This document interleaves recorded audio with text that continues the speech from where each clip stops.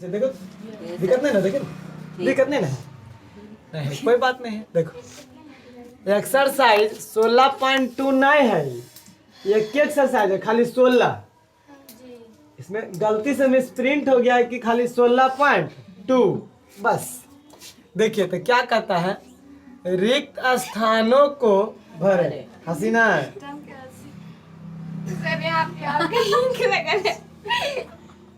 यहाँ पे दर्द यहाँ पे लगना है ना, कौन है रिंग रिंग तो मतलब लगने लगना है आ लगले तो कुछ हो गए। अरे इंक ऐसा पे लिखलियो ऐसे ऐसे क्लियर तो ले ऐसे नहीं चल रहा है, नहीं चल सका है। तो देखो एक लंब वृत्तीय बेलन की त्रिज्या 7 सेंटीमीटर है। त्रिज्या यानी बेलन की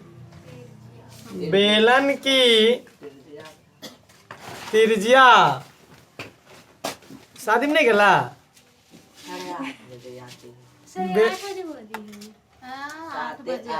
8 बजे है। बेलन की त्रिज्या कितना बउआ? त्रिज्या आर से आर बराबर 7 सेंटीमीटर। आ बेलन की ऊंचाई एच बराबर, ऊंचाई क्या होता है? एच। 5 सेंटीमीटर। हमको बेलन का वक्र पृष्ठ क्षेत्रफल, बेलन का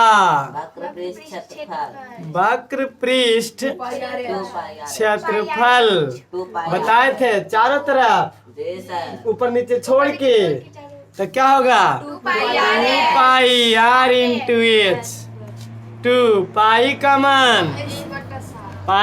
मान 22/7 होता है। 2 गुना 22/7 गुना आर 7 और गुना में 5। नहीं कुछ तो एक, नहीं कुछ तो एक, नहीं कुछ तो एक। 7 से 7 अब 22 5 10 होता से 11 दूनी 22 220 सेंटीमीटर क्षेत्रफल स्क्वायर में वर्ग इकाई। आंसर कितना भरा जाएगा? 220 सेंटीमीटर स्क्वायर। यही ना वर्ग सेंटीमीटर। नोट कर। देखो एक लंब वृत्तीय बेलन की ऊंचाई यानी बोल देंगे हल में, बेलन की ऊंचाई h बराबर 7 मीटर। बेलन की व्यास d होता है, d बराबर 10 मीटर। हमको त्रिज्या निकालना है। अच्छा बेलन जैसे ही बोतल क्या है? बेलन है।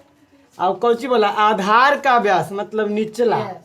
बेलन खड़ा रहता है, ठीक है, बनाए थे आप। तो एकर व्यास का मतलब यहाँ से यहाँ तक। जैसे देखिए वृत्ताकार है बोला, आधार कैसा रहेगा? वृत्ताकार यानी ऐसा। इसका व्यास यहाँ से लेके यहाँ तक, त्रिज्या यहाँ रहता है। व्यास 10 है तो त्रिज्या कितना होगा? 5 होगा। यानी आपको बताए थे आर यानी त्रिज्या बराबर क्या होता है? d/2। यानी त्रिज्या जो होता है व्यास के आधा होता है, अब व्यास जो होता है त्रिज्या के दुगुना होता है। बताए थे ना? चलिए बहुत अच्छा था। आर बराबर d का मान 10/2 बराबर में 5 मीटर। कट जाएगा 5 बार। आर आ गया। आपको जी पूछा बेलन की आयतन बताइए। बेलन की आयतन फॉर्मूला बोलिए। पाई आर स्क्वायर एच। पाई का मान, आर का मान 5 का स्क्वायर, एच का मान 7 से 7 हो गया 22 गुना कर दीजिए। कितना आएगा आंसर? 25 दूनी 50, 25 दूनी 50 और 5 500 मीटर। आयतन कौची में होता है? क्यूब। आंसर 550। 500 कैसे देता है? 500 कैसे देगा? 550 देता है सर। 500 नोटो बंद करो। नोटो बोलेंगे हल में क्या? बेलन की व्यास क्या होता है? डी बराबर तो आर बराबर D/2 यानी आर बराबर 7/2। त्रिज्या हो गया। काटेंगे कहा लगेगा है ना। त्रिज्या हो गया बउआ। त्रिज्या आर बराबर 7/2 और ऊंचाई देल है बेलन की ऊंचाई बराबर 5 सेंटीमीटर। ये भी सेंटीमीटर। तो बेलन का वक्र पृष्ठ क्षेत्रफल है ना। वक्र पृष्ठ का क्षेत्रफल बराबर 2 पाई RH। 2 गुना आर बोलिए H बोलिए। 7 से 7 2 से 2 बस 25।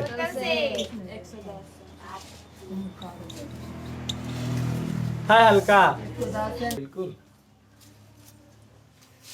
आए हो लगा वही क्वेश्चन। अच्छा 2 के पहला है।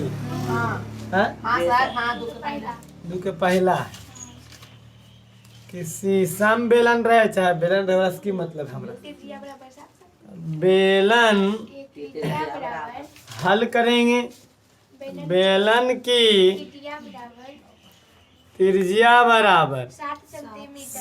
त्रिज्या आर होता है और ऊंचाई देल है H बराबर 10 सेंटीमीटर। ऊंचाई H बराबर 10 सेंटीमीटर। वक्र पृष्ठ क्षेत्रफल ना बउआ। बेलन के वक्र पृष्ठ का क्षेत्रफल। बेलन के वक्र पृष्ठ का क्षेत्रफल बराबर 2 पाई 2 गुना पाई का मान आर का मान 7 से 7 10 दूनी 20 440 क्षेत्रफल है। फल नहीं है। अतः बेलन के वक्र पृष्ठ का क्षेत्रफल अतः बेलन के वक्र पृष्ठ का क्षेत्रफल बराबर 440 वर्ग सेंटीमीटर। समबेलन या समबेलन क्या बोला बउआ? बेलन के आधार का क्षेत्रफल। फिर से समझो। ये बेलन इसका आधार कौन? ऐसे रखेंगे। ऐसे रखेंगे तो लहड़ जाएगा। आधार जब भी रखाएगा या तो ऐसे या तो ऐसे। ये तो बोतल है तो इन्हें ज्यादा पतरा देल है ना। शंकु आकार है, टोपी आकार है। शंकु में पढ़ाएंगे। आई बेतल के अगर ये बेलना रहता तो ये भी बराबर रहता। तो बेलन के आधार ई रहेगा कि ऐसे वाला रहेगा? ऐसे रहेगा, खड़ा होकर के रहेगा। तो बेलन के आधार के क्षेत्रफल, आधार मतलब ही वाला यानी वृत्त का क्षेत्रफल है। ये किसका क्षेत्रफल है? वृत्त का क्षेत्रफल है बउआ। आधार का क्षेत्रफल कहने का मतलब वृत्त का क्षेत्रफल है ना। नूनू रखो इसको। चलिए तो हम बोल सकते हैं इसे हल में दिया है बेलन के आधार का क्षेत्रफल बराबर पाई ए स्क्वायर दिया हुआ है। देल है वो तो देल है नूनू।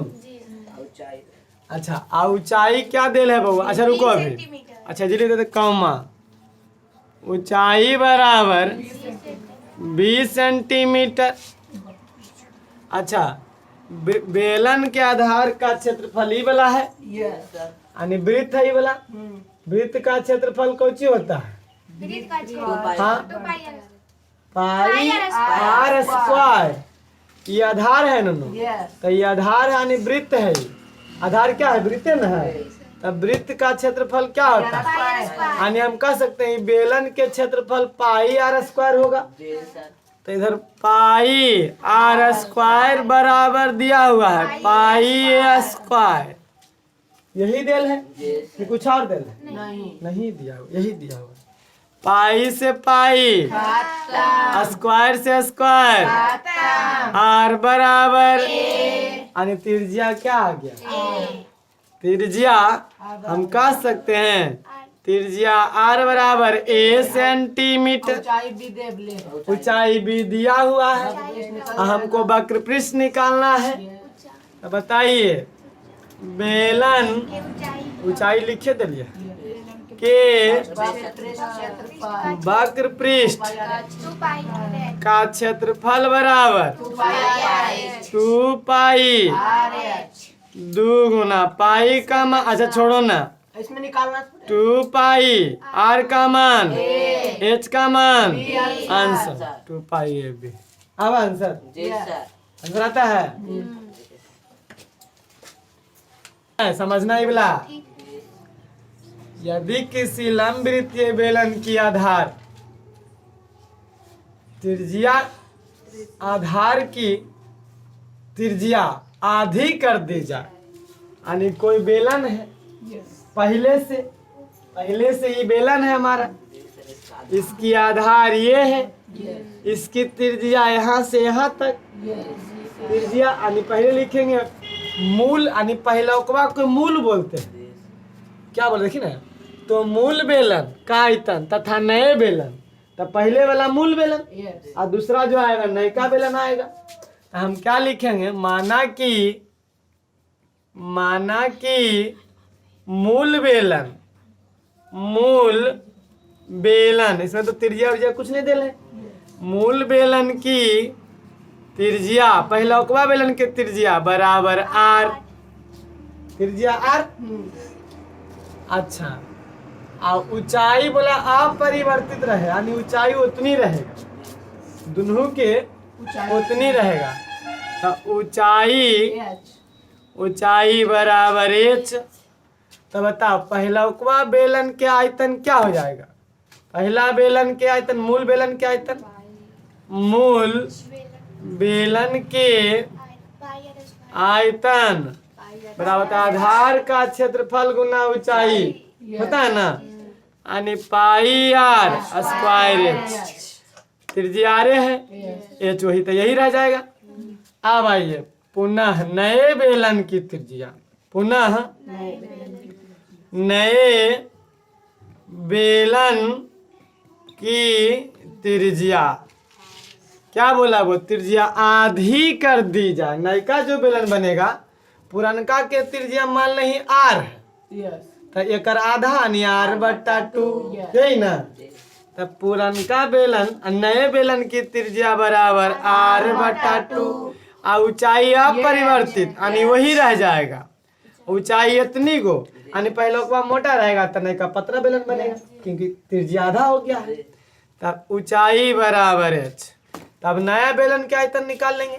नहीं, नए बेलन की आयतन, क्योंकि आयतन का अनुपात पूछा है, अनुपात के मतलब बटा, अभी बताएंगे। आयतन पहले निकाले ना, तो फॉर्मूला क्या रहेगा, pi r square h, pi r के मान बोलो, त्रिज्या हो गया आर बटा 2, आर बटा 2 का स्क्वायर ऊंचाई h अगुना एच, यानी ऐसे पाई आर स्क्वायर बटा 4 अगुना एच, यही ना। पाई गुना ऐसे हो जाएगा पाई आर स्क्वायर बटा 4 गुना एच, या फिर इसको एच हम खाली बोल सकते हैं, इसे एच, कोई दिक्कत नहीं ना। चलिए अब आ गया ये अनुपात बोला है, नए मूल बेलन के आयतन तथा नए बेलन का अनुपात। तो अनुपात ऐसे है, मूल बेलन का आयतन आयतन अनुपात नए बेलन का आयतन। प्रश्न यही ना बोला है, मूल बेलन का आयतन आर बटा नहीं कहना मूल यह pi r square h, pi r square h अनुपात नयका बेलन के आयतन पाई आर स्क्वायर बटा 4 गुना एच, यानी एच भी बोल सकते हैं इसको। अनुपात के मतलब बटा पाई आर स्क्वायर। अब ऐसे लिख दे, देखिए पाई गुना आर स्क्वायर गुना एच, इसको बीच में गुना छुपा हुआ रहता है। अनुपात के मतलब बटा पाई गुना आर स्क्वायर बटा 4 पाई गुना गुना एच गुना में पाई से पाई एच से एच क्या बच गया आर स्क्वायर बटा आर स्क्वायर बटा 4। आई बटा के मतलब भागा, बटा के मतलब क्या नूनू, हम इसको ऐसा बोल सकते हैं बराबर आर स्क्वायर भागा आर स्क्वायर बटा 4, नहीं कुछ तो नीचे 1 आर स्क्वायर बटा 1 गुना 4 बटा आर स्क्वायर से आर स्क्वायर खत्म, यानी 4 ना खाली ऊपर 4 और नीचे 1 खाली 4। हाँ देखिए बुआ, तो ऐसे भी हम काट सकते थे, खैर कोई बात नहीं, इतना लंबा कर दे ज्यादा समझ में आया। जी पर काट देते आर स्क्वायर से आर स्क्वायर, लेकिन कंफ्यूज कर जाता, तो ये 4 ऊपर चल जाता, कैसे पता नहीं चलता, इसलिए हम इसको लिख दिया आर स्क्वायर बटा मतलब भागा आर स्क्वायर बटा 4, बटा का मतलब भागा कर दिए आर स्क्वायर बटा 1 भागा को गुना 4 ऊपर आर स्क्वायर नीचे आर स्क्वायर से खत्म 4 बटा 1, यानी बटा को हम अनुपात कहते हैं 4 अनुपात 1। आंसर आवा हो अतः सी नंबर देखिए तो आंसर आवा है, कोई दिक्कत नहीं, नोट कर समझ में ले बात। पहले मान लेंगे कोई भी समबेलन का त्रिज्या आर ऊंचाई h है ना ना। चलिए माना कि किसी समबेलन की त्रिज्या बराबर आर ऊंचाई बराबर h, तो आयतन पूछा है, तो उसी समबेलन के आयतन बोलो पाई आर तो वही रह जाएगा एच वही रह जाएगा। अब प्रश्न से क्या बोला है, प्रश्न जो बोला उसको कर देंगे। प्रश्न बोला त्रिज्या एवं ऊंचाई दुगनी कर दी जाए, त्रिज्या भी दुगनी ऊंचाई भी दुगनी, यानी यहाँ पे नया बोल सकते हैं, नहीं भी बोलेंगे नया, हाँ नया बोल देते हैं, नया समबेलन, क्योंकि अब तो नया समबेलन बन जाएगा। समबेलन की त्रिज्या बराबर दुगना 2r, ऊंचाई भी दुगना 2h, आयतन बोलिए नया समबेलन की आयतन pi r square h, pi गुना आर का मतलब आर बराबर 2r देल है और गुना में 2h, तो पाई गुना 4r हो जाएगा 4r स्क्वायर और गुना 2h। अब बोला है कई गुना हो गया है ना नूनू, कई गुना हो जाता है, तो बताइए अभी समझिए। पाई देखिए पाई आई 4 गुना 2 ऐसे बोल सकते, देखिए पाई आर आई एच अलग कर देते हैं, ऐसे इसको कर सकते हैं पाई गुना 4 गुना आर स्क्वायर गुना 2 गुना एच, ये दोनों को गुना कर देते हैं पहले, क्योंकि दोनों एक चीज है। 8 पाई आर स्क्वायर एच, देखो पहला आयतन था पाई आर स्क्वायर एच और नयका हो गया 8 पाई आर स्क्वायर एच। जब आधा सब दुगना कर दिए, जब त्रिज्या को दुगना कर दिए, ऊंचाई को दुगना कर दीजिए, तब आयतन कितना आ गया 8 पाई आर स्क्वायर एच।